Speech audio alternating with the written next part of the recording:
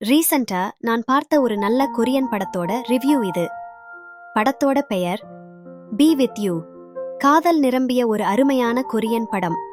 இது ஒரு அன்பான குடும்ப கதை, வாழ்க்கை, இழப்பு மற்றும் மறுபடியும் ஒரு வாய்ப்பை மையமாக கொண்டது.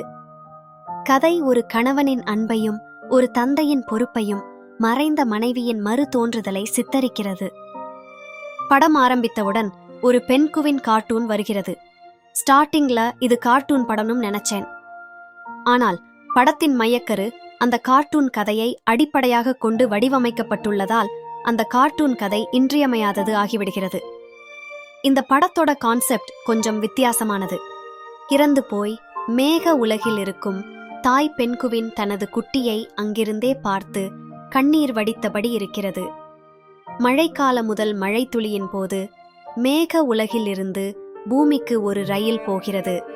அதில் ஏறி போய் குட்டியுடன் சேர்ந்து சந்தோஷமாக இருக்கிறது தாய். வெயில் காலம் ஆரம்பிக்கும் போது மேக உலகிற்கு கடைசி ரயில் கிளம்புகிறது. அதில் ஏறி நாடு திரும்புகிறது அந்த தாய் பெண்குவின்.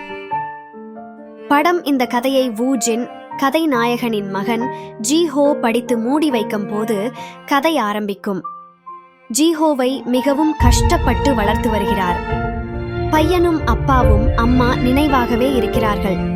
அந்த பெண்குவின் கதையில் வருவது போல மழைக்கால துவக்கத்தில் தனது தாய் மேக உலகிலிருந்து ரயிலில் வருவாள் என்று நம்புகிறான். மழைக்காலம் துவங்குகிறது. ஆர்வத்தோடு பிள்ளை ஜிஹோ ரயில் நிலையம் ஓடுகிறான் தாயை வரவேற்க. அங்கே இவனது தாய் சுவா அமர்ந்திருக்கிறாள். ஆனால் நினைவுகள் எதுவும் இல்லை.